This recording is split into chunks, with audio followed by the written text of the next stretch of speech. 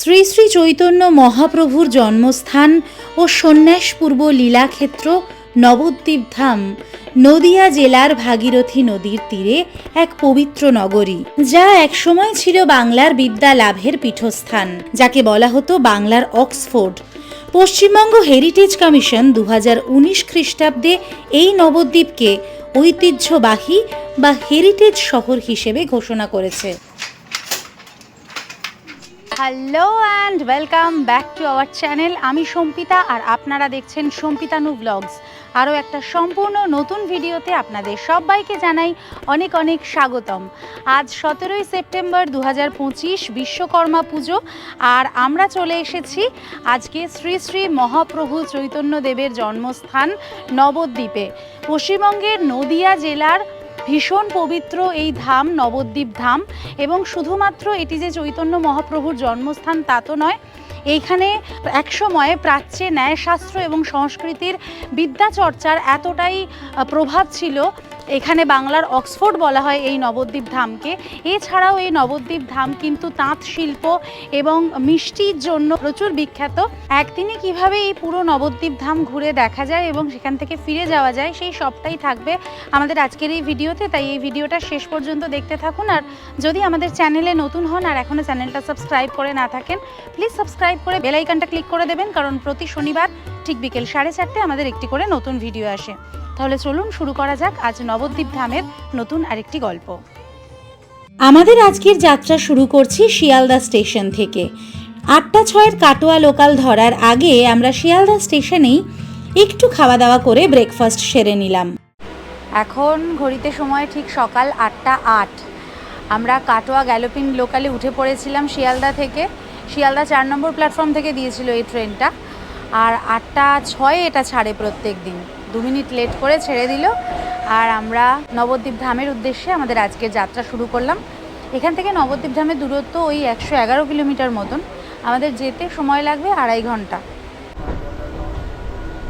নবদ্বীপ যাওয়ার জন্য এই ট্রেনটি ছাড়াও শিয়ালদা বা হাওড়া থেকে সকালবেলায় আরও কয়েকটি ট্রেন রয়েছে, সেগুলিও আপনারা ধরে নিতে পারেন।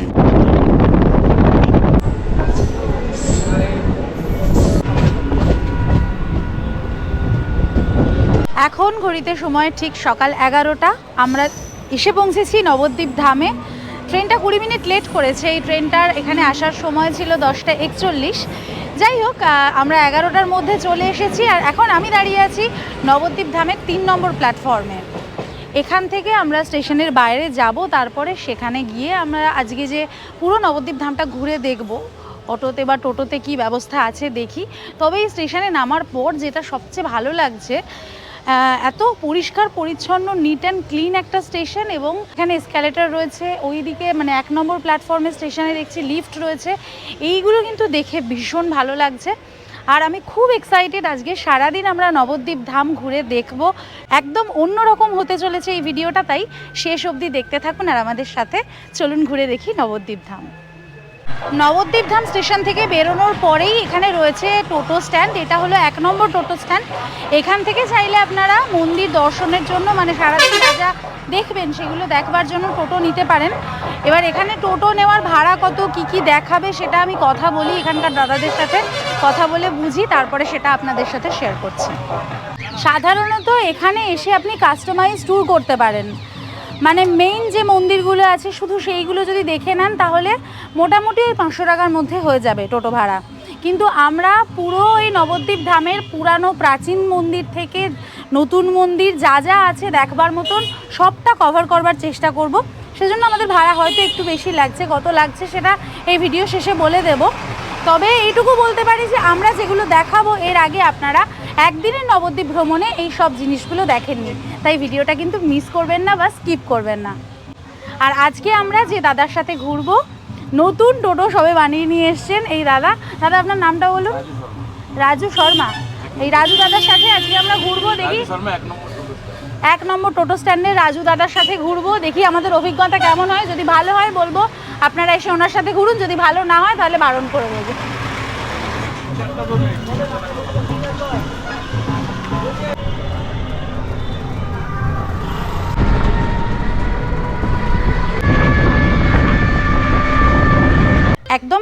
এখন আমরা চলে এসেছি শ্রী কেশবজি গৌড়ীয় মঠে।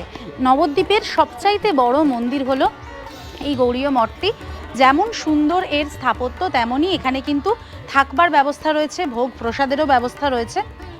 এখন আমরা এই মন্দিরের ভেতরে বা মঠের ভিতরে প্রবেশ করব। এই মঠটি প্রতিষ্ঠা করেছিলেন আচার্য বিষ্ণুপাদ 108 শ্রী শ্রী মধ্ভক্তি বেদান্ত নারায়ণ গোস্বামী মহারাজ। এই হলো পুরো মঠের ভিতরের প্রাঙ্গণ।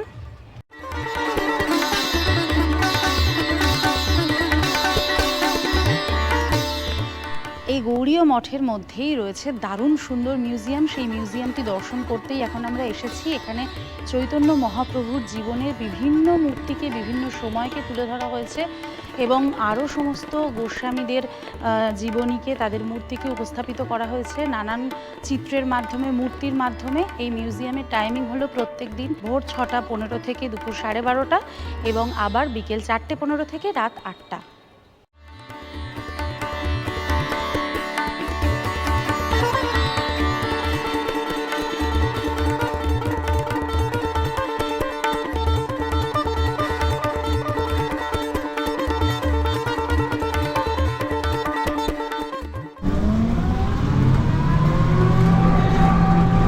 আচ্ছা, আমরা এখন এসেছি চৈতন্য সারস্বত মঠ বা জল মন্দিরে। এত সুন্দর একটা মন্দির যে নবদ্বীপে রয়েছে, এটা কিন্তু সত্যি আমার জানা ছিল না। একদম জলের ওপরে এইখানে মাঝখানে একটা মন্দির, যেখানে শুধুমাত্র পুরোহিত মশাই যান নৌকা করে মন্দিরে পুজো করতে। এখানে কিন্তু জনসাধারণের যাওয়ার কোনো ব্যবস্থা নেই, কিন্তু মঠটা আপনারা ঘুরে দেখতে পারেন। একদম জলের উপরেই তৈরি হয়েছে। এই যে হলো মঠ। প্রত্যেক দিন ভোর 5টা থেকে দুপুর 1টা এবং বিকেল 4টে থেকে রাত 9টা পর্যন্ত মন্দির এবং মঠ প্রাঙ্গণ খোলা থাকে। উল্টো দিকে সারস্বত মঠটা রয়েছে। আচ্ছা, এবার আমরা পিছনের রাস্তা থেকে যেখানে হরিণ রয়েছে সেই জায়গাটা দেখতে যাচ্ছি। তবে আমার হাতে লাঠি দেখে বুঝতেই পারছেন এখানে হনুমানের প্রচণ্ড উপদ্রব, আর বিরাট বড় বড় হনুমানগুলো। এই জলে আসলে মাছেদের খাবার দেওয়ার জন্য খাবার বিক্রি হয়, তো ওরা সেই কারণেই আশেপাশে ব্যাগ দেখলেই অ্যাটাক করে। সাবধানে থাকবেন, আর এখানে লাঠি আছে, একটা হাতে রেখে দেবেন, তাহলে আর কোনো অসুবিধা নেই। এই যে এখানে একদম হরিণগুলোর সামনে চলে এসেছি। ওদের মানে খাবার নেবার জন্য সব লাইন দিয়ে দাঁড়িয়ে রয়েছে। আমি তো হনুমানের ভয়ে কিছু খাবার কিনে আনিনি। এই রে, খারাপ লাগছে, খাবার আনলে ভালো হতো। জল মন্দির আর হরিণ দেখে আমরা রাস্তার উল্টো দিকে এখন যে চৈতন্য সারস্বত মঠের মূল মন্দির প্রাঙ্গণে প্রবেশ করছি। এটা হলো মূল মন্দির প্রাঙ্গণ, একদম গাছপালায় মোড়া, দারুণ সুন্দর একটা মন্দির প্রাঙ্গণ। এখানে রাত্রিবাস এবং প্রসাদের সুব্যবস্থা রয়েছে। এছাড়া এখানে পরমার্থিক যজ্ঞ দায়িত্ব সহকারে পালন করা হয়। এই যে আমার ডান দিকে রয়েছে একদম মূল মন্দির, অপূর্ব সুন্দর এই চৈতন্য সারস্বত মঠ। সামনেই দেখতে পাচ্ছি দেওয়াল চিত্র রয়েছে, আর ভিতরে গর্ভগৃহে রাধা কৃষ্ণের দারুণ সুন্দর একটি মূর্তি।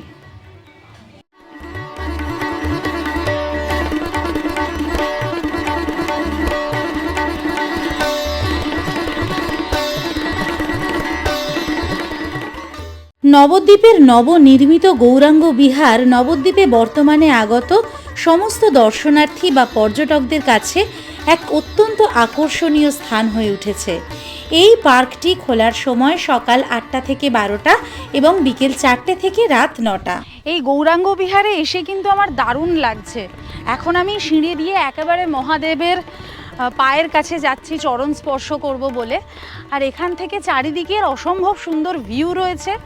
এইখানে একটি রেস্টুরেন্ট এরিয়া রয়েছে, যেখানে অনেক কিছু খাবার দাবার পাওয়া যাচ্ছে। আর এখন আমি চলে এলাম কয়েকটা সিঁড়ি উঠেই মহাদেবের একেবারে চরণের কাছে।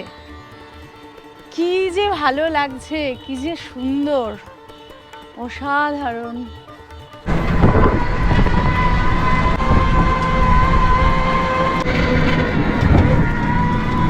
একটা সময় দেশের বৃহত্তম হস্তচালিত তাঁত কাপড়ের হাট বলে পরিচিত ছিল এই নবদ্বীপ।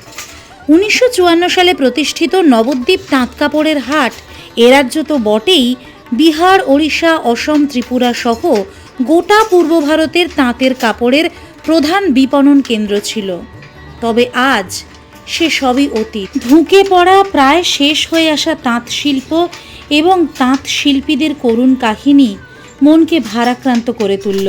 আমরা এখন এসেছি শ্রীবাস অঙ্গন রোডে সোনার গৌরাঙ্গ মন্দির দর্শন করতে। রূপোর সিংহাসনে গৌরাঙ্গের দারুণ সুন্দর একটি মূর্তি রয়েছে। 3 ফুটের এই মূর্তিটি কিন্তু আসলে সোনা দ্বারা নির্মিত নয়, অষ্টধাতু দ্বারা নির্মিত।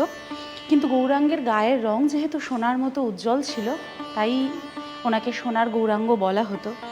এছাড়াও এই মন্দিরে কাষ্ঠ নির্মিত গৌরনিতাই, বিষ্ণুপ্রিয়া দেবী, শ্রীকৃষ্ণের সুন্দর বিগ্রহও রয়েছে। সোনার গৌরাঙ্গের ঠিক পাশেই রয়েছে অষ্টধাতুর এরকম রাধা কৃষ্ণের মূর্তি, নিচে কাষ্ঠ নির্মিত গোপালের মূর্তি রয়েছে।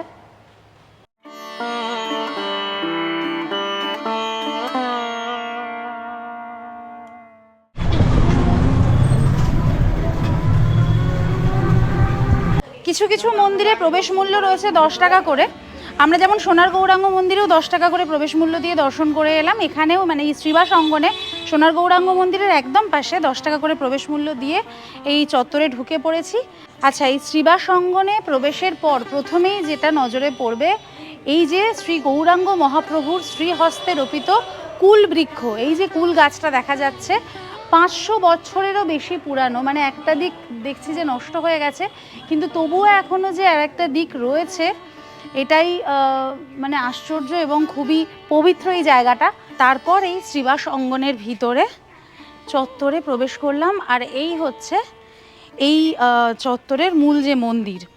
এই শ্রীবাস অঙ্গন ছিল নবদ্বীপের বৈষ্ণব সমাজের কেন্দ্রবিন্দু, যেখানে চৈতন্যদেব তার পার্ষদদের সঙ্গে মিলে নাম সংকীর্তনের আসর বসাতেন। এই জায়গায় পঞ্চতত্ত্ব এবং চৈতন্য লীলার সাংসারিক ও আত্মিক সঙ্গীদের পূজা করা হয়।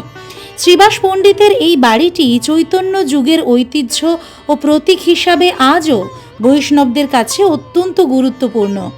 এই শ্রীবাস অঙ্গনে রাধাষ্টমীর মতো উৎসব উদযাপিত হয়, যেখানে সপ্তাহব্যাপী ভাগবত পাঠ ও ধর্মীয় আয়োজন হয়ে থাকে। সোনার গৌরাঙ্গ মন্দির, তারপরে শ্রীবাস অঙ্গন দেখে নিয়ে ওই রাস্তাতেই মানে শ্রীবাস অঙ্গন রোডেই খানিকটা সামনেই উল্টো দিকের ফুটে রয়েছে অপূর্ব সুন্দর কারুকার্য খচিত এই সমাজবাড়ি মন্দিরটি। এটিও কিন্তু নবদ্বীপ আসলে একটি অত্যন্ত আকর্ষণীয় পবিত্র দর্শনীয় স্থান। 1906 খ্রিস্টাব্দে এই দারুণ সুন্দর কারুকার্য খচিত সমাজবাড়ি মন্দিরটি প্রতিষ্ঠা করেন শ্রী চরণদাস বাবাজি। আচ্ছা, এই সমাজবাড়ি মন্দিরের মধ্যে ঢুকেই প্রথমে দেখছি এখানে দুপুরের প্রসাদের জন্য এই কাউন্টার রয়েছে, এখান থেকে কুপন সংগ্রহ করা যায়। আর এখানে দীক্ষা নেওয়ার জন্য কিন্তু এই নাম্বারে অফিসে আপনারা যোগাযোগ করতে পারেন, যারা দীক্ষা নিতে চাইছেন এখানে যোগাযোগ করতেই পারেন। সমাজবাড়ি আশ্রমের বিগ্রহ মন্দিরে এবার প্রবেশ করেছি। এই হলো বিগ্রহ মন্দিরটি আমার পাশে। প্রথমেই একটা অদ্ভুত সুন্দর জিনিস, এই বিরাট বড় একটা কলসি রাখা রয়েছে এবং এখানে প্রণামী দেওয়ার জন্য জায়গা রয়েছে এই কলসির গায়ে। এটা হলো প্রণামী পাত্র আর কি। আর এই হলো বিগ্রহ মন্দিরের পুরো চিত্রটা। উপরে খুব সুন্দর কারুকার্য করা রয়েছে, একটা গোলকাকৃতি এবং তাতে দেওয়াল চিত্র করা। এই হচ্ছে নাট মন্দিরটি। আর এর একেবারে উল্টো দিকে রয়েছে এই মন্দিরের মূল গৃহ বা গর্ভগৃহ। গর্ভগৃহের দরজাটি বন্ধ হয়ে গেছে, কিন্তু দরজাটি যে বন্ধ হয়েছে দরজার গায়েও কিন্তু অসম্ভব সুন্দর কাঠের কারুকার্য করা রয়েছে এবং খুব সম্ভবত এখানে রাধা কৃষ্ণের সুন্দর একটি মূর্তি রয়েছে, একটি বিগ্রহ রয়েছে। এছাড়াও কিন্তু এখানে মানে এই প্রাঙ্গণেই চরণদাস বাবাজির পূর্ণ সমাধি মন্দিরও রয়েছে।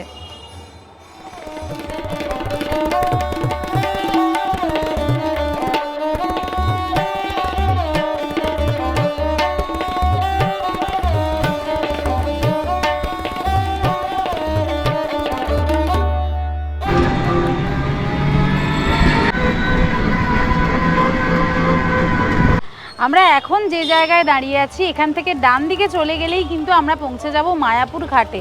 যদিও আজকে আমরা মায়াপুরে যাচ্ছি না, তবে নবদ্বীপ মায়াপুর যারা একসাথে করবেন তারা কিন্তু অবশ্যই হাতে একটা রাত্রি বা দুটো রাত্রি রাখবেন, তবেই পুরোটা ভালোভাবে ঘুরতে পারবেন। আর এই রাস্তায় চলে যাচ্ছে সোজা মায়াপুর ঘাটের দিকে।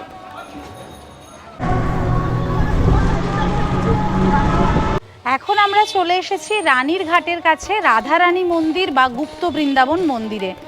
রানীর ঘাট বা মায়াপুরে যাওয়ার যে রাস্তা দেখলাম তার একেবারেই কাছে অবস্থিত এই মন্দিরটি। নবদ্বীপ আসলে কিন্তু অত্যন্ত আকর্ষণীয়, জনপ্রিয় এবং পবিত্র একটি দর্শনীয় স্থান। এখানে প্রবেশ মূল্য 10 টাকা করে লাগবে। চলুন এই মন্দিরের ভিতরে প্রবেশ করি।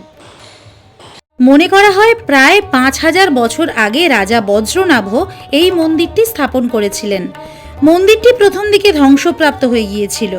পরে নারায়ণ ভট্টের দ্বারা মূর্তিগুলো পুনরায় আবিষ্কৃত হয় এবং 1675 খ্রিস্টাব্দে রাজা বীর সিং দেও এই মন্দিরটিকে পুনর্নির্মাণ করেন। এটা বিশ্বাস করা হয় যে এই মন্দিরটি ভগবান কৃষ্ণের প্রতি দেবী রাধার প্রেমের প্রতীক। লোকগাথা অনুসারে স্বয়ং কৃষ্ণের উপর অভিমান করে রাধা একবার জঙ্গলে চলে যান এবং বহুদিন পর এক পূর্ণিমার রাতে ভগবান কৃষ্ণ তাকে এই স্থানে খুঁজে পান।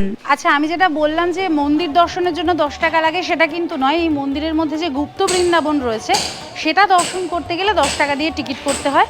তো সেই টিকিটটা করে নিয়েছি আমরা। আন্ডারগ্রাউন্ডে রয়েছে একটা লাইটিং শো টাইপের, মোস্ট প্রবাবলি গিয়ে দেখি ব্যাপারটা কীরকম। আচ্ছা, এই গুপ্ত বৃন্দাবনের ভিতরে ঢুকে দেখছি যেটা চারিদিকেই এই একদম গ্লাসের ঘরের মধ্যে মডেল করে রাখা রয়েছে, যেরকম জেনারেলি মিউজিয়ামে থাকে, ওটা কাইন্ড অফ মিউজিয়ামই। এখানে নানান রকম জিনিসকে, মানে আমাদের পৌরাণিক সমস্ত ঘটনাবলীকে এইভাবে তুলে ধরা হয়েছে।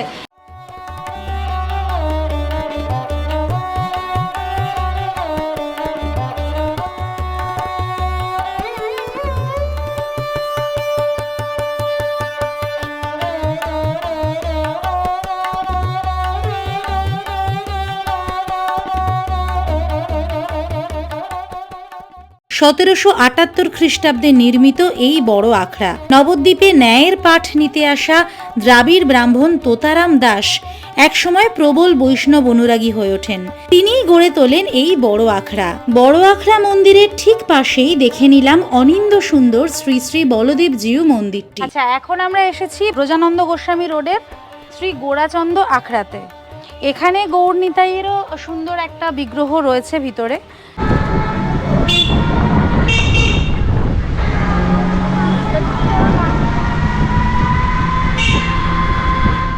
আচ্ছা, এবার আমরা এসেছি পোড়ামাতলা মন্দিরে। এই পোড়ামাতলা মন্দির প্রাঙ্গণে 3টি মন্দির রয়েছে। আমার পিছনে এখানে রয়েছে ভবতারিণী মন্দির, 3টি প্রকাণ্ড বটগাছ এবং তার তলায় 3টি মন্দির। বাঁদিকে রয়েছে ভবতারিণী মন্দির, মাঝখানে পোড়ামা মন্দির মানে কালী মন্দির, আর ডান দিকে রয়েছে শিব মন্দির। এই মন্দির প্রাঙ্গণে প্রচুর দোকানপাট রয়েছে, মানে চাইলে আপনারা এখান থেকে পুজো দিতে পারেন, পুজো দেওয়ার ব্যবস্থা রয়েছে। প্রথমে এখন যেটা দেখছি এটা হচ্ছে পোড়ামা কালী মন্দির। আচ্ছা, এই যে পোড়ামা মন্দির, এই পোড়ামা মন্দিরের নাম সম্পর্কে কিন্তু ভিন্ন মত রয়েছে।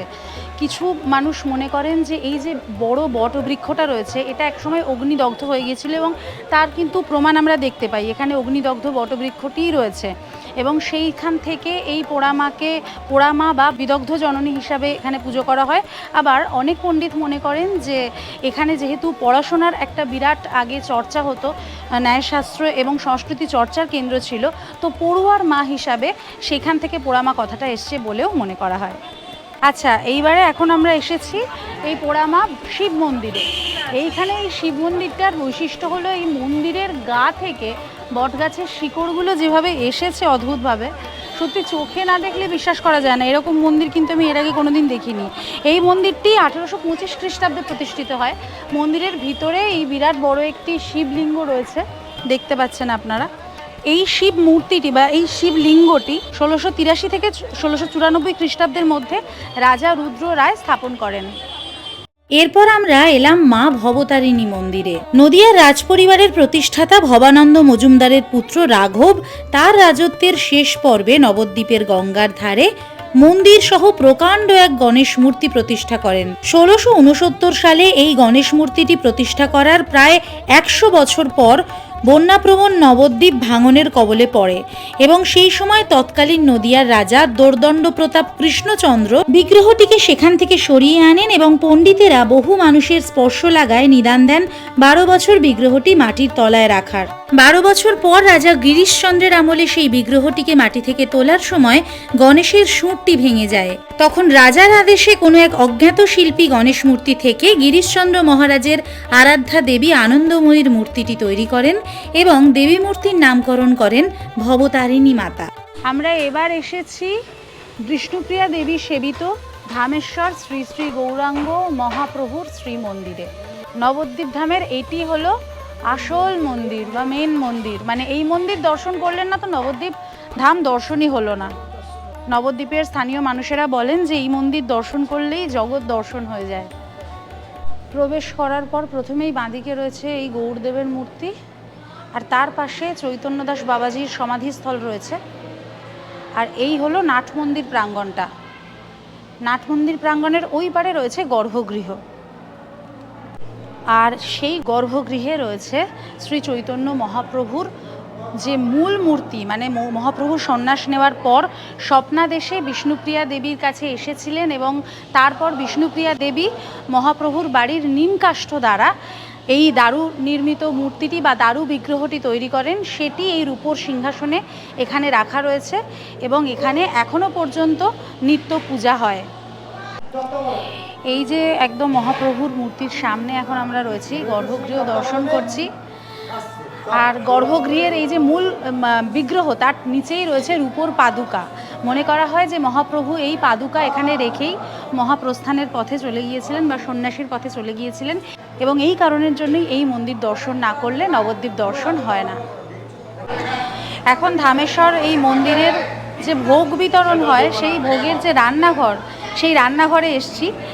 ভোগ হয়ে গেছে এবং এখানে কিন্তু ভোগ প্রসাদ খাবার ব্যবস্থা রয়েছে। মানুষেরা বসে পড়েছেন, প্রচুর মানুষজন বসে পড়েছেন ভোগ গ্রহণের জন্য।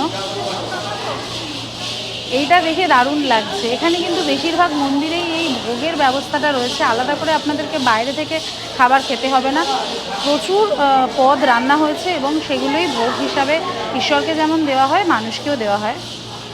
আচ্ছা, এই যে মন্দিরটি রয়েছে দেখতে পাচ্ছেন একদম ধামেশ্বর মন্দিরের পাশে, এটাই কিন্তু মূল মন্দির, মানে 600 বছরের পুরনো আদি মন্দির হচ্ছে এটাই। এটা এখন সংস্কারের কাজ চলছে। আর পাশে আমরা যে মন্দিরটা দেখলাম এটা নবনির্মিত, মানে পরে প্রতিষ্ঠা করা হয়েছে।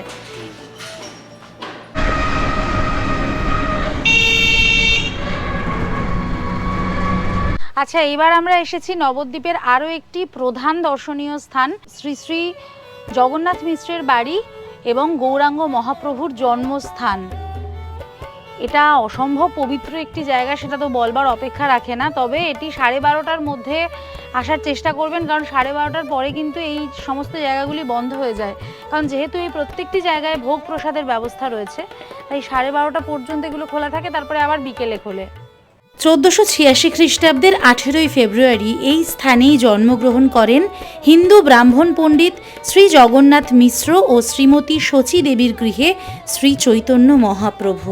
বলা হয় এই বৃহৎ নিম গাছটির নিচেই তিনি ভূমিষ্ঠ হন, সে কারণেই এখানে এই মন্দিরটি নির্মাণ করা হয়েছে।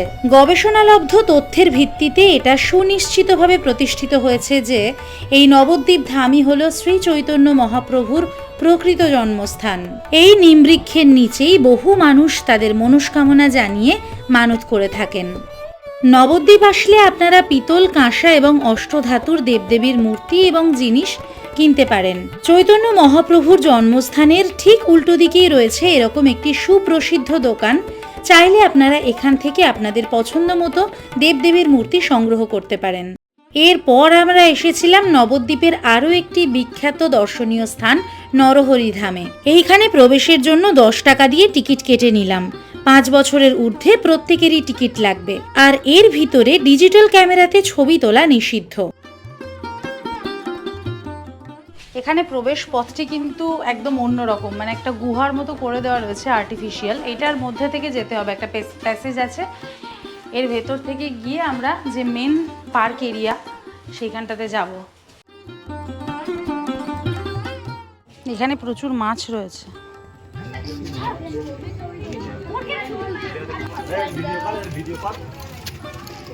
আচ্ছা, এই নরহরি ধাম প্রাঙ্গণে ঢুকে পড়েছি। বিরাট বড় চৈতন্য মূর্তি বা মহাপ্রভুর যে মূর্তি রয়েছে সেটা দর্শন করলাম।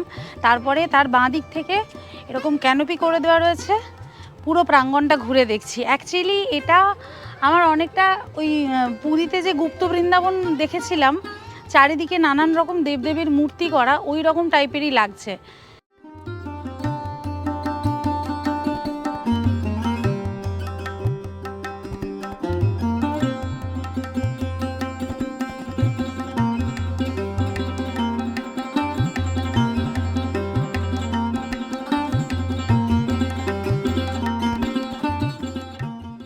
এখানে রয়েছেন প্রজাপতি ব্রহ্মা।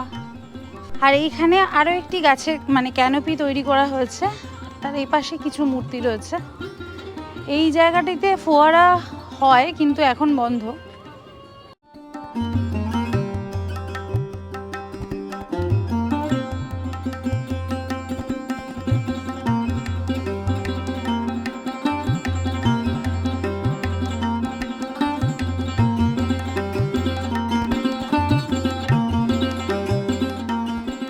আচ্ছা, এখন আমরা এসেছি একদম রাস্তার ওপরেই নবদ্বীপের বাবা বুড়ো শিব মন্দিরে। নবরত্ন এই মন্দিরটি, যদি নবদ্বীপ আসেন তাহলে অবশ্যই দর্শন করবেন। এটি একটি শিবের মন্দির। এখন তো গর্ভগৃহ বন্ধ করা রয়েছে। নবদ্বীপে আসলে যেমন চৈতন্য মহাপ্রভুর জন্মস্থান দর্শন করা বাধ্যতামূলক, ঠিক তেমনই বিষ্ণুপ্রিয়া দেবীর জন্মস্থান দর্শনও কিন্তু বাঞ্ছনীয়। সেই জন্য এখন আমরা চলে এসেছি বিষ্ণুপ্রিয়া দেবীর জন্মস্থান দর্শন করতে। হ্যাঁ, নবদ্বীপেই অবস্থিত বিষ্ণুপ্রিয়া দেবীর জন্মস্থান, যেটা হয়তো আপনারা অনেকেই জানেন না। মন্দির প্রাঙ্গণে প্রবেশ করবার জন্য আলাদা করে কোনো প্রবেশ মূল্য লাগে না। আচ্ছা, এই হলো বিষ্ণুপ্রিয়া দেবীর জন্মস্থান। সমগ্র নবদ্বীপের মতো এটিও কিন্তু পশ্চিমবঙ্গ হেরিটেজ কমিশন দ্বারা স্বীকৃত হয়েছে এবং অপূর্ব সুন্দর এই মন্দির প্রাঙ্গণ। যদিও মূল মন্দিরটি বা গর্ভগৃহটি যেটা বলছিলাম বন্ধ রয়েছে। সামনে এখানে একটি গরুড় দেবের মূর্তি রয়েছে যা মন্দিরের দিকে মুখ করে রয়েছে, আর ঠিক এর উল্টো দিকে রয়েছে মূল মন্দিরের নাট মন্দির এবং তার পাশে গর্ভগৃহ। এইখানে রয়েছে পিতা সনাতন মিশ্র এবং মাতা মহামায়া দেবীর কোলে বিষ্ণুপ্রিয়া দেবী। অপূর্ব সুন্দর দৃশ্য। এখন ঘড়িতে বাজে 3:50। আমরা কিন্তু আজকে সারাদিন যতটা পারলাম নবদ্বীপ ধামকে আপনাদের সামনে তুলে ধরবার চেষ্টা করলাম। তবে আমার ব্যক্তিগতভাবে মনে হলো যে সম্পূর্ণ নবদ্বীপ ধামে যে সমস্ত জিনিসগুলি দর্শনীয় রয়েছে সব কিছু যদি আপনি দেখতে চান সেক্ষেত্রে একদিন একটু কমই পড়ে যায়। আমার মনে হয় যে 2 দিন লাগবে পুরো নবদ্বীপ ধামকে ভালো করে দর্শন করতে গেলে। কিন্তু যদি আপনি মনে করেন যে নবদ্বীপের মূল দর্শনীয় স্থানগুলি দর্শন করে চলে যাবেন, সেক্ষেত্রে আপনারা একদিনে করে নিতে পারেন।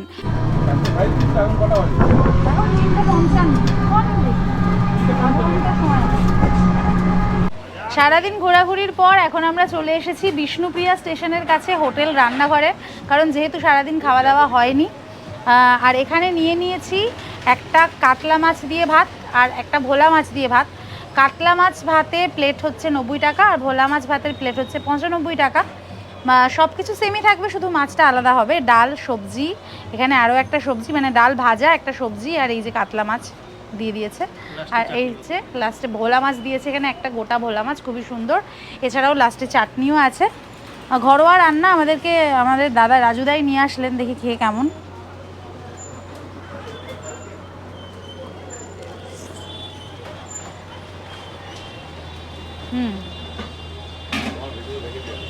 সত্যি ভালো, খুবই ভালো রান্নাটা, একদমই ঘরোয়া, সিম্পল, টেস্টিও আছে। তাড়াতাড়ি খেয়ে নিই, এরপরে ট্রেন ধরতে হবে, বেশি সময় নেই। আর আমরা কিন্তু এসেছি নবদ্বীপ ধাম স্টেশনে, কিন্তু ফিরছি আমরা বিষ্ণুপ্রিয়া স্টেশন থেকে, কারণ বিষ্ণুপ্রিয়ার যে জন্মস্থানটা দেখলাম ওটা একদম বিষ্ণুপ্রিয়া স্টেশনের কাছেই, তাই আমরা এখান থেকেই ট্রেনটা ধরে নেব। সারাদিন আমরা রাজু দাদার সাথে ঘুরলাম এবং ওনার সাথে আজকে আমাদের এই ভ্রমণের অভিজ্ঞতা খুবই ভালো। উনি যতটা সম্ভব পেরেছেন আন্তরিকভাবে আমাদেরকে ঘোরানোর চেষ্টা করেছেন। যদি আপনারা ওনার সাথে ঘুরতে চান তাহলে এখানে আসার ঘন্টা 2 আগে ওনাকে ফোন করে দেবেন। আমি স্ক্রিনে ডেসক্রিপশন বক্সে ওনার নাম্বারটা দিয়ে রাখলাম, তাহলে উনি আপনাদেরকে দারুণভাবে নবদ্বীপ দর্শন করিয়ে তারপরে মানে একদম স্টেশনে ছেড়ে দিয়ে যাবেন, তাই তো? ঠিক আছে, থ্যাংক ইউ, ভালো থাকবেন।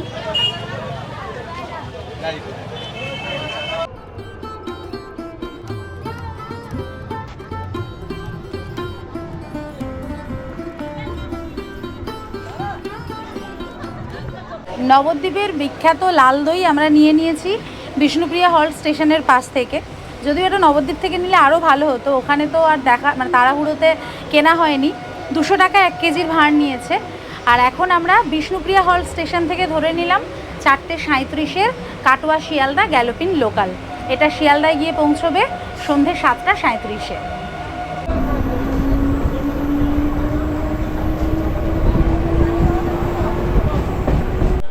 কেমন লাগলো আমাদের আজকের এই ভিডিও? ভালো লাগলে অবশ্যই একটা লাইক করে দেবেন, কমেন্টের মাধ্যমে আপনাদের মূল্যবান মতামত আমাদেরকে জানাবেন, শেয়ার করে নেবেন সকলের সাথে, আর অবশ্যই অবশ্যই অবশ্যই সাবস্ক্রাইব করতে ভুলবেন না সম্পিতানু ব্লগস অন ইউটিউব। প্রতি শনিবার ঠিক বিকেল 4:30 নতুন একটি করে ভিডিও নিয়ে আমরা থাকি আপনাদের অপেক্ষায়, তাই আমাদের সাথে থাকবেন, আমাদের পাশে থাকবেন। দেখা হচ্ছে পরের শনিবার ঠিক বিকেল 4:30 নতুন আরেকটি ভ্রমণ কাহিনীর সন্ধানে। Till then take care and bye by.